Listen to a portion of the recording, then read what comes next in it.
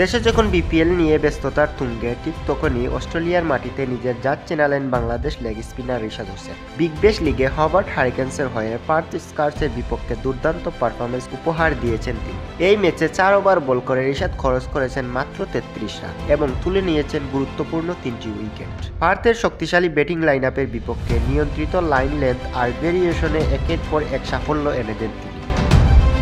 চলিত বিগ ব্যাশে এখন পর্যন্ত 4টি ম্যাচ খেলেই রিশাদের ঝুলিতে এসেছে 6টি উইকেট। টুর্নামেন্টের সর্বোচ্চ উইকেট শিকারীদের তালিকায় এই মুহূর্তে তার অবস্থান যৌথভাবে 3য় স্থানে, যা নিঃসন্দেহে বড় অর্জন। একদিকে বিপিএল না খেলার আলোচনা, অন্যদিকে বিশ্বের অন্যতম সেরা ফ্র্যাঞ্চাইজি লিগে ধারাবাহিক পারফরমেন্স, সব মিলিয়ে রিশাদ হোসেন প্রমাণ করতে চলেছেন সুযোগ পেলে আন্তর্জাতিক মানের মঞ্চেও তিনি কার্যকর।